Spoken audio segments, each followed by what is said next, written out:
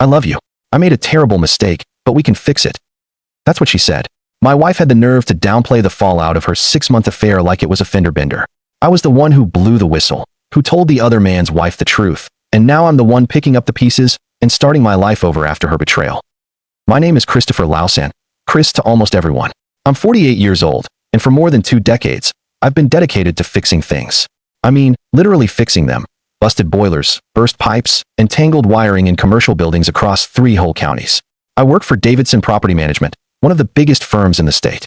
It's a good, honest living, the kind of job that leaves you totally wiped out at the end of the day, but satisfied knowing you kept people warm and the business is running.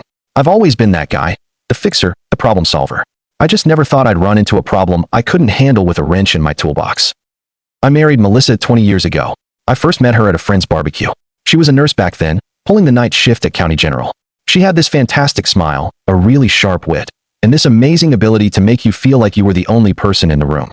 We had Lucas, our first son, a year later. He's 14 now, smart as a whip, plays baseball, and definitely inherited his mother's stubborn streak. Then came Olivia, who is 12. She is sweet as sugar, but she knows how to be tough when she needs to be. She got my eyes and her mother's sheer determination. For years, everything felt rock solid between us. We had our routines, our special traditions, Sunday dinners, summer camping, and guaranteed Friday movie nights. Melissa eventually moved from nursing to office management at a medical clinic downtown. Better hours, she told me. More time with the kids. God, I believed her. I believed all of it. It all blew up 3 weeks ago on a Tuesday afternoon. I got home late after a nightmare job at the Riverside office complex, a huge burst pipe on the 4th floor. It took me 6 hours just to isolate and fix it. I was beyond exhausted, covered in grime, and all I wanted was a long, hot shower and whatever leftovers were in the fridge. The house was quiet. Lucas was upstairs focused on his homework. Olivia was out at a friend's place for a sleepover. Melissa was curled up on the living room couch with her laptop, barely paying attention to some reality show. I went straight upstairs, peeled off my work clothes, and stepped into the shower. The hot water felt like pure heaven, melting the tension out of my aching shoulders. When I got out, I noticed Melissa's purse sitting on her dresser. It had tipped over, and some of the contents had spilled out onto the wood. Keys, lip balm, and a pile of receipts. I started picking everything up. I wasn't deliberately snooping. Honestly, I was just trying to tidy up. That's when I saw it. A receipt from the Grand View, a really fancy hotel way out in the hills, about 40 minutes from here. It's the kind of place reserved for major anniversaries, where couples go for romantic getaways. The date was from 2 weeks ago, a Thursday. Melissa had specifically told me she was working late that night, caught up in a staff meeting that ran long. She finally got home around 11 p.m., apologized for missing dinner, gave me a quick kiss on the cheek, and went straight to bed. The receipt showed 2 charges, dinner for 2 at their restaurant, a bottle of wine, and a room, a deluxe suite with a king bed. My hands went numb. I reread the entire thing, praying I had somehow misunderstood, but the writing was perfectly clear. Her name was on the credit card authorization, and down near the bottom, in tiny print, was the name of a guest, Peterson B. I didn't know anyone named Peterson. She had never even mentioned the name. I stood there in my bathroom, water dripping onto the tile floor, staring at that piece of paper as if it might suddenly offer a sensible explanation. My mind frantically raced through the possibilities. Maybe it was innocent. Maybe she used her card to book a room for a coworker as a favor. Maybe Peterson was just a supplier, a clinic vendor, someone professional. Maybe I was just being paranoid and jumping to conclusions. But deep in my gut, I knew I wasn't. 20 years of marriage teaches you things. You learn your spouse's rhythm, the hidden patterns, their tells, and something about this felt catastrophically wrong, like a pipe that's been slowly leaking behind the walls for months before the damage finally becomes visible. I heard footsteps coming up the stairs. Melissa was heading my way. I quickly jammed the receipt into the pocket of my jeans, pulled on a t-shirt, and stepped out of the bathroom, doing my best to appear normal. "Hey," she said, pausing in the doorway. "You okay? You look really pale." "Just tired," I managed, forcing a smile that felt painful. "A really long day."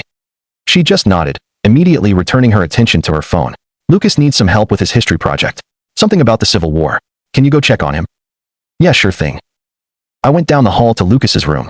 My son was sitting at his desk, surrounded by books and stacks of printouts. He was watching some documentary video on his laptop. "Dad, check this out," Lucas said without looking up. "Did you know that more Americans died in the Civil War than in World War I and World War II combined?" "I actually did not know that," I replied, struggling to focus on his face. "That is pretty wild, buddy." He finally looked up at me. "Are you okay? You seem totally distracted." "Smart kid, sometimes too smart for his own good," I thought bitterly. "Just work stuff?" I told him. "Nothing for you to worry about. Show me what you have finished so far." We spent the next hour working on his project, and it truly did help calm my racing thoughts, but that receipt felt like a lit match burning a hole in my pocket. After I said goodnight to Lucas and checked that Melissa was asleep, I went back downstairs. I sat down at the kitchen table with my phone and did something I had never considered doing before. I pulled up the Grandview's website. Luxury accommodations, romantic getaways, starting at $300 a night. The King Suite was $450. I then pulled up our joint bank account on my phone and scrolled back 2 weeks. There it was, a $473 charge to the Grandview on the exact same date as the receipt. I had seen the charge before, but hadn't paid it any attention. Money came and went. We both had access. I trusted her. I sat there in the dark kitchen, the only light coming from my phone screen, and felt a profound, chilling shift happen inside me. This was not a fluke. This wasn't a mistake or some misunderstanding. It was real. The next morning, I waited until Melissa had left for work and the kids were safely at school. Then I called my best friend, Jason Turner. We've known each other since high school. We worked construction together in our 20s before I switched to property management. He was my best man. He's Lucas's godfather. If there was one person I could absolutely trust with this secret, it was Jason. Jason, I said when he answered, I need to talk. Can you meet me for coffee? Sure, man. Everything okay? You sound really weird. Meet me at the Rivery Diner. Half an hour. I'll be there. Jason was already waiting for me at the diner when I arrived.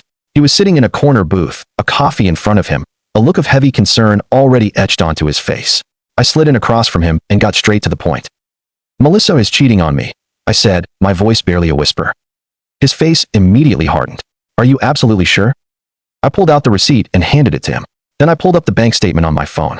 Jason studied both items, his jaw tightening with every second. Peterson, he muttered. Do you know who that is? No idea. She has never mentioned the name, not once. Jason leaned back, running a shaky hand through his hair. What are you going to do now? I need proof. Real proof. Not just a crumpled receipt and a gut feeling. If this goes to court, if I'm going to fight for my kids, I need to have every single detail. Smart, Jason said, nodding slowly. Are you thinking about getting a lawyer eventually? Yes, but first, I need to know exactly what I'm up against. How long has this been happening? Who is this guy? Jason pulled out his phone. My cousin is a private investigator over in Newton County. He usually handles corporate stuff, but he takes on domestic cases, too. The guy is discreet, incredibly thorough. Do you want me to call him right now? Yeah, call him. We spent the next hour mapping out a plan. Jason would contact his cousin. I would start keeping a detailed log of Melissa's schedule. I would note every late night, every unexplained absence. I had to be careful, methodical, no confrontations yet. I couldn't tip my hand. You okay, man? Jason asked as we got up to leave. This is a hell of a lot to take in. I'm handling it, I told him firmly. I have to, for Lucas and Olivia. That night at dinner, I watched Melissa across the table. She was laughing genuinely at something Olivia had said. She was helping Lucas with his geometry homework between bites of chicken. She seemed so normal, so completely like the woman I married. My chest ached with silent pain. After the kids went to bed, she came up behind me as I was loading the dishwasher and wrapped her arms around my waist. You've been awfully quiet tonight, she said softly. Just tired. Big project at the Riverside complex. She kissed my shoulder. Well, don't stay up too late. You really need your rest. I just nodded, not trusting myself to speak a complete sentence. 2 days later, I met with Jason's cousin, Dale Preacher. He was in his 50s, an ex-cop with the solid build of a man who still regularly hits the gym. We met at his office in Newton, a small space on the second floor above a hardware store. Jason gave me the rundown. Dale said, shaking my hand firmly. I'm sorry you're having to go through this. Thanks. What do you need from me? Everything you've got. Her schedule, the receipt, bank statements, any names or locations. I'll set up surveillance, document her movements, take pictures if I need to. My rate is $100 an hour plus expenses. Fine, whatever it costs. Just get it done. I handed him copies of everything. He studied the receipt very closely. Peterson, he said. Have you looked for that name on social media? Any work connections? Not yet. Do it. He could be a vendor, a colleague, someone tied to her clinic. People are leaving digital footprints all over the place these days. That afternoon, I sat in my truck in the parking lot of a job site and searched Facebook, LinkedIn, Instagram. After about 20 minutes, I found him. Brad Peterson, 42, a sales representative for Guion Medical Supply. His LinkedIn profile showed he worked with dental and medical clinics throughout the region. He was handsome in that polished, clean-shaven, expensive suits and a bright smile kind of way. His Facebook was mostly private, but his profile picture showed him at some work conference with his arm draped around a colleague. I stared at his face for a long time. This was the man my wife was sneaking off to meet in hotels. This was the stranger she was choosing over 20 years of marriage, over our whole family. I immediately took screenshots of everything and sent them to Dale. Then I drove home and kissed my kids goodnight like nothing in my world was crumbling. Dale worked incredibly fast. Within a week, he had a file 3 inches thick. Photos, timestamps, detailed surveillance logs. He spread it all out on his desk as I sat across from him, my stomach completely twisted in knots. "Your wife meets Peterson every Thursday night," he said, sliding a series of photos toward me. "They vary the location. Different hotels, always within a 40-minute radius of here. She leaves the clinic around 6, drives directly to wherever they are meeting. He arrives separately, usually about 15 minutes after her." I looked at the photos. Melissa stepping out of her car at the Grandview, another one of her at the Surrey Hotel, another at the Pineview Lodge. In every single shot, Brad Peterson appeared shortly afterward, walking through the very same door. "They stay for an average of 3 hours, Dale continued, his voice neutral. "Sometimes they grab dinner first at the hotel restaurant. Sometimes they go straight to the room." "How long has this actually been going on?" My voice came out much rougher and more broken than I intended. Dale glanced down at his notes. "Based on the credit card records you provided, and what I've observed, at least 6 months, probably even longer." 6 months. Half a year of lies. Half a year of her kissing me goodnight after spending the evening with another man. "There's something else," Dale said, his expression turning grim. "Peterson is married. His wife's name is Janet Peterson. They have 2 kids, 8 and 10. He lives in Brookfield, about 30 miles east of here." Something inside my head clicked into place. Does his wife know? Not that I can tell, but that's entirely your call, not mine. I just gather the facts. I took the file and paid Dale his fee in cash. "Thanks for your help." "I'm sorry it turned out this way," he said, shaking my hand. "For what it's worth, you've got everything you need for court. Good luck." That afternoon, I sat in my truck across the street from Janet Peterson's address. It was a lovely suburban house, manicured lawn, a basketball hoop right there in the driveway. I watched through the front window as she moved around the kitchen, preparing dinner. 2 kids ran past, laughing. A completely normal family, just like mine used to be. I made a final decision. Janet deserved to know the truth. She deserved the same truth I had been seeking out. I got out of my truck and walked up to the front door. I rang the bell. A moment later, a blonde woman in her late 30s opened it. "Can I help you?" she asked, polite but clearly wary. "Mrs. Peterson, my name is Chris Lausan. I think we need to talk about your husband, Brad." Her face went pale instantly. "I don't understand." "He has been having an affair with my wife for the last 6 months. I have proof. May I come in?" She stared at me for what felt like forever, then finally stepped aside. We sat at her kitchen table. I showed her everything. The photos, the hotel receipts, the timeline. She didn't cry. She didn't scream. She just sat there absorbing it all with a terrible, icy calm. "I suspected something," she finally said, her voice hollowed out. "He's been so distant, always working late. But I kept telling myself I was just being paranoid." "I did the exact same thing," I admitted quietly. She looked at me, and there was a sudden steel in her eyes. "What are you going to do?" "Divorce her. Get primary custody of my kids. Make sure she loses everything that matters to her." Janet nodded slowly. "I want to help. Whatever you need. He is not going to destroy this family and just get away with it, either," she vowed. We shook hands. An instant alliance, forged in the depths of betrayal. Living with Melissa became a kind of psychological torture. Every smile she gave felt like a stab. Every casual touch was a fresh betrayal. But I maintained my neutral expression. I played the part of the unsuspecting husband perfectly. I had to.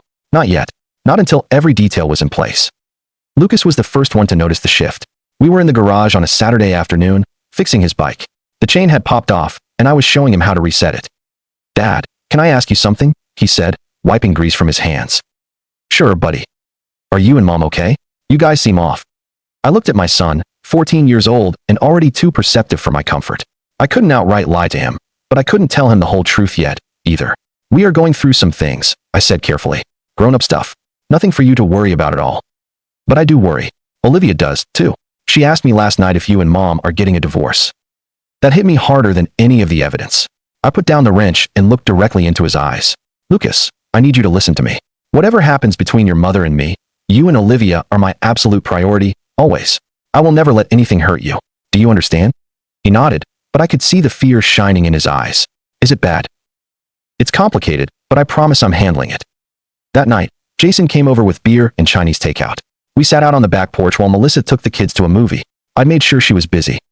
"I've got the lawyer lined up," Jason said, pulling out his phone. "Her name is Catherine Reynolds. She's tough as nails. Been doing family law for 15 years. She won't put up with any nonsense from the other side." "Good. When can I see her?" "Monday afternoon. I already set it up. 2 o'clock at her office." He paused again. "Are you ready for this, Chris? Once you pull this trigger, there's no going back."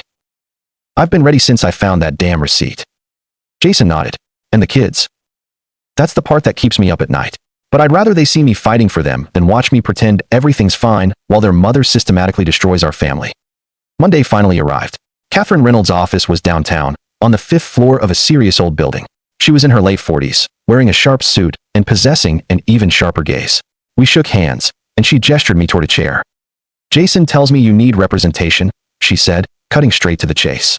"Tell me exactly what's happening." I laid out the entire story for her.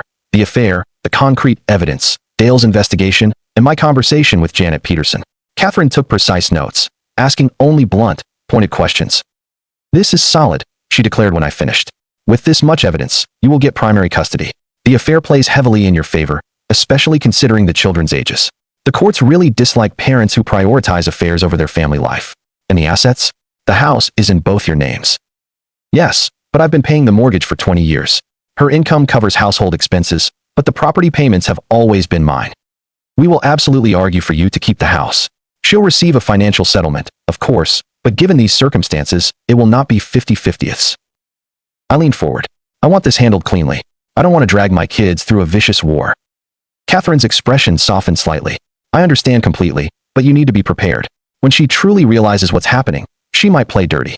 People often do when they are cornered. Let her try."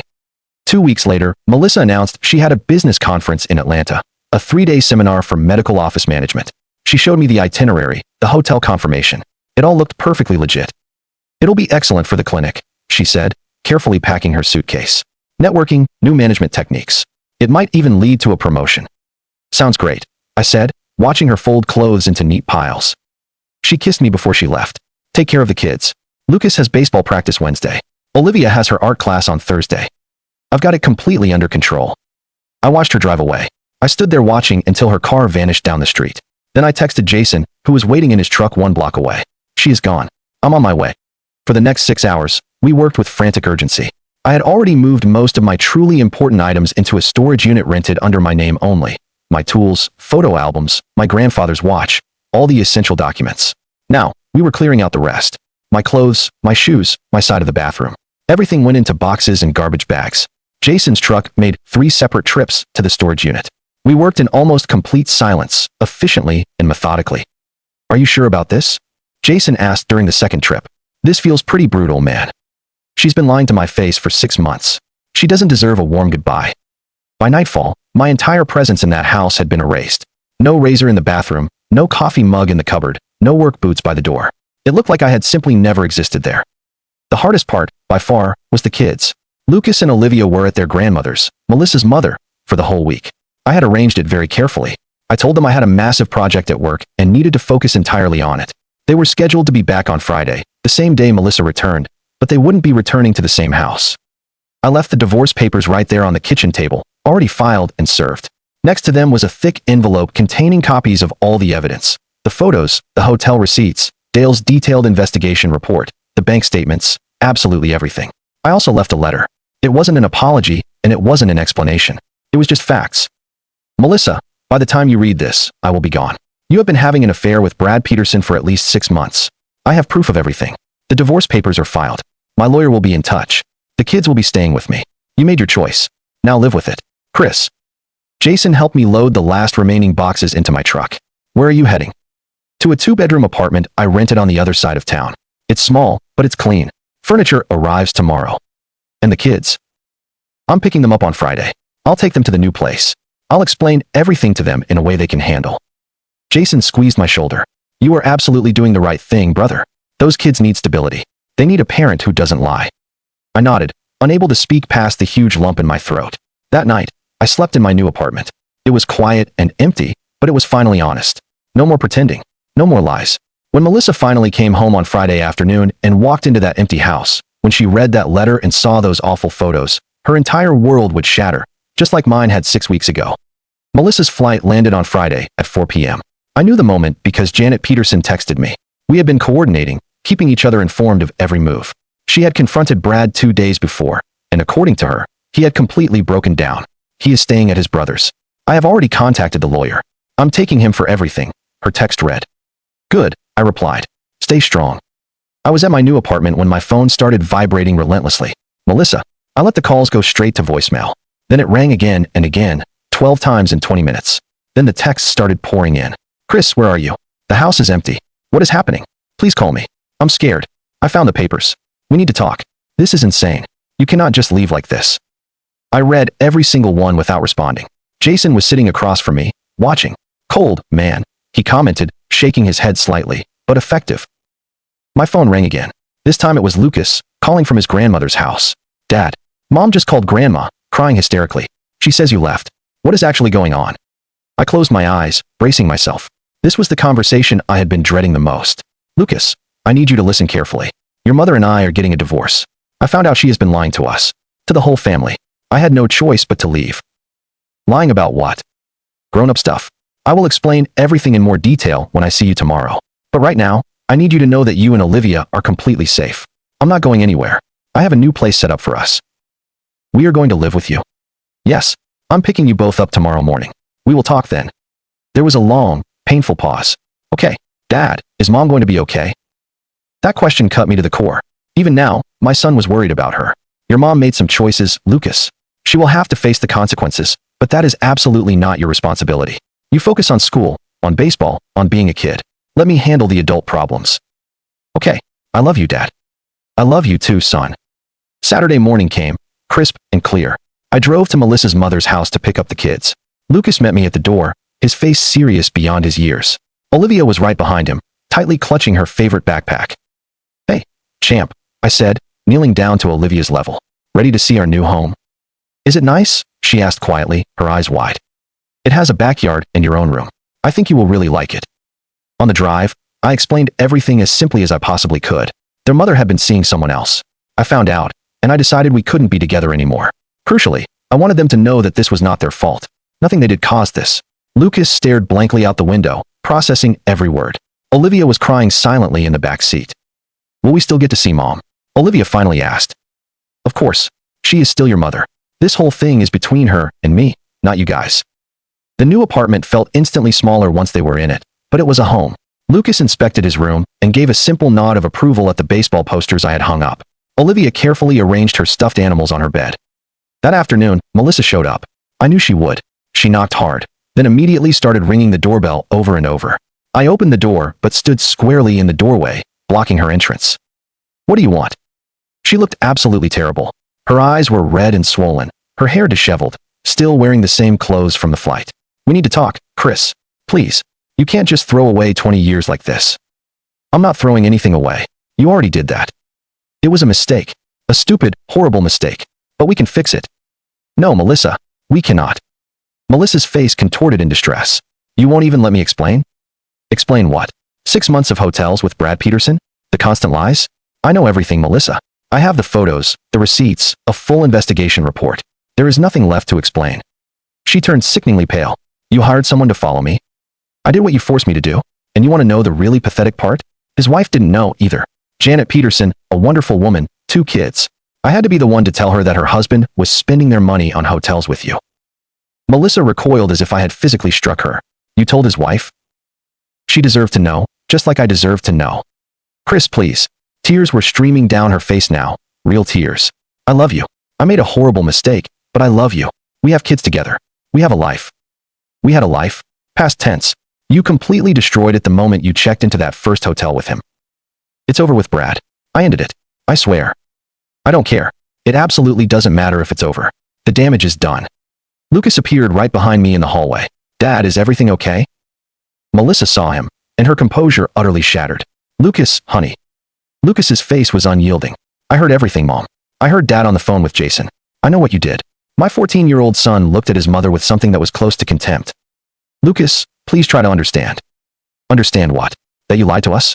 That you chose some other guy over Dad, over us? It was not like that, honey. Then what was it like? Lucas snapped, his voice rising in anger. Because from where I'm standing, you lied every single day. You looked us right in the face, and you lied. I put a firm hand on Lucas's shoulder. Go check on your sister, son. I've got this. He hesitated, then finally nodded and left. Melissa watched him go, sobbing openly now. My kids hate me. Your kids are hurt. There is a difference. But fixing that is entirely on you, not me. Chris, I'm begging you. Give me another chance. For them, for our family. I looked at the woman I had spent 20 years building a life with.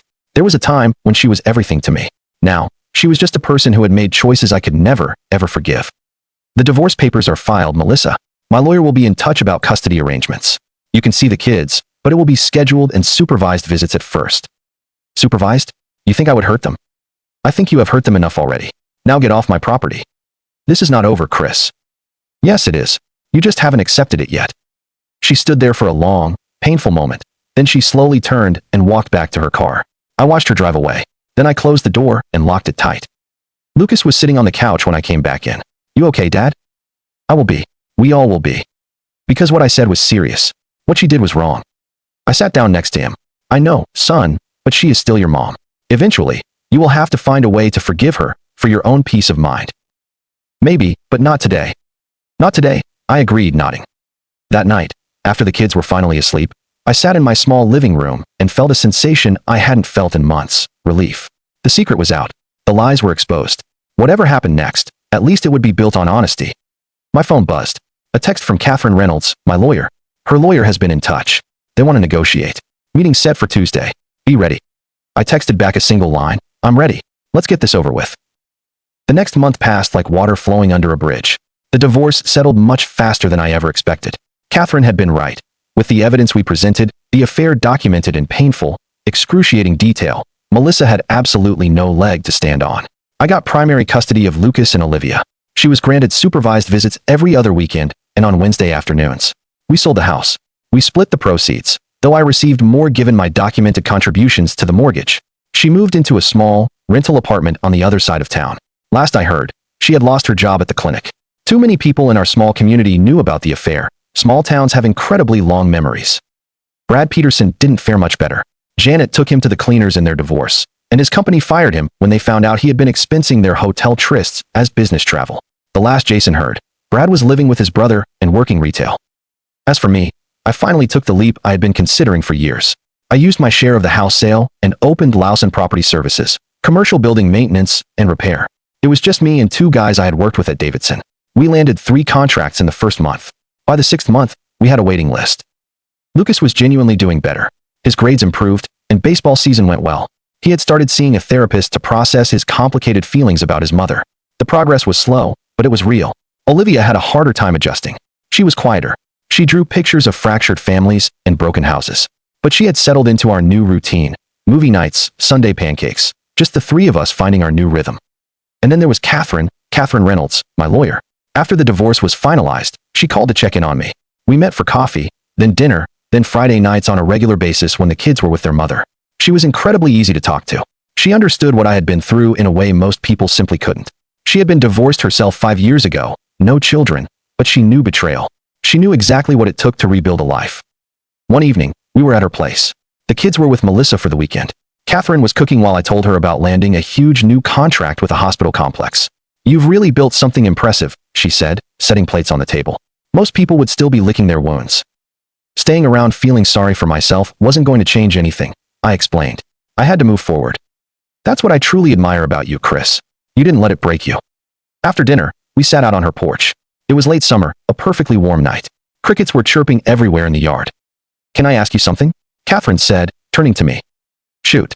Are we doing this? Are we really doing this? I looked at her. Smart, strong, honest, everything Melissa had ultimately proven not to be. Yeah, I said simply. I think we are. She smiled, a genuine, powerful smile. Good, because I'm all in. 2 weeks later, Melissa showed up at my apartment unannounced. It was a Saturday morning. Catherine had stayed over. She was in the kitchen making coffee when the doorbell rang. I opened it. Melissa was standing there, thinner, looking exhausted. She saw Catherine right behind me, and her face immediately fell. So, it's true, Melissa said quietly. You've completely moved on. What did you expect, Melissa? I don't know. I guess I thought maybe with enough time, we could try again. That was never going to happen. She looked over at Catherine, who was standing in the doorway holding 2 mugs of coffee. Is she the reason you left? No, you are the reason I left. Catherine is the reason I'm happy now. There is a huge difference. Melissa's eyes filled with tears again. I lost everything. My marriage, my kids, my job. My own parents barely speak to me anymore. And you? You have a new business, a new woman, everything you could want. You made your choices, Melissa. The consequences followed. That is just how life works. Don't I deserve a second chance? Don't we all make mistakes? Catherine stepped forward then, her voice quiet, but absolutely firm. A mistake is forgetting to pay a bill or saying something thoughtless. What you did was calculated, repeated, and completely deliberate. Chris gave you 20 years of loyalty. You gave him lies. This isn't about second chances. This is about him building a life with people who actually value honesty. Melissa looked at Catherine, then back at me. I loved you, Chris. Maybe you did, but you didn't love me enough to be faithful, not enough to be honest. And that is something I cannot forget or forgive. She nodded slowly, wiping her eyes one last time. I guess this is really goodbye. Yes, it is. She walked back to her car. I watched her drive away for the final time. Catherine gently touched my arm. You okay? Better than okay. For the first time in a very long time, I'm exactly where I need to be. The months kept turning into a year. Lawson Property Services grew steadily. We hired 2 more guys. We expanded into residential work. Lucas was accepted to a summer baseball camp he desperately wanted. Olivia joined an art program at the community center. They were healing, slowly but surely. My relationship with Catherine deepened with every passing week. She finally met the kids officially, maintaining appropriate boundaries the whole time. She never once tried to replace their mother. She just became a stable, trustworthy presence in their lives. A year after I first found that receipt, I was standing in the office of my new business. Framed contracts hanging on the wall, 3 vans parked outside with my company logo emblazoned on them, and a completely full schedule for the next 2 months. I had built this whole thing from nothing, from the literal wreckage of a broken marriage. Jason stopped by that afternoon with a 6-pack of beer. Congratulations, man, he said, handing me a bottle. You finally made it. Made it where? To the other side. Most guys would still be bitter, angry, stuck in the past. You built a whole new life. I had to, I told him. For Lucas and Olivia, for myself, and for Catherine. I smiled. Yeah, and for Catherine. That afternoon, I picked the kids up from their supervised visit with Melissa. They piled into my truck, immediately chattering about their weekend plans. Dad, can Catherine come to my game next week? Lucas asked excitedly. If she's free, I'm sure she would absolutely love to. Cool. She is pretty awesome, Olivia interjected from the back seat. Can we have pancakes tomorrow? Catherine makes them better than you do. Hey, I protested playfully, smiling widely. Them's fighting words. We drove home through familiar streets. 3 people rebuilding a family that looked completely different from the one before. But it felt more solid, more real than anything I had felt in years. Melissa had destroyed what we had. But in doing so, she had unwittingly set me free to build something infinitely better, something honest, something truly worth keeping. That night, after the kids were sound asleep, I sat on my porch and simply thought about everything that had changed. Betrayal nearly broke me, but I had survived. More than that, I had thrived. Sometimes the hardest thing you face ends up being the best thing that ever happened to you. You just have to be willing to walk through the fire to get to the other side. I had walked through it, and now I was finally free.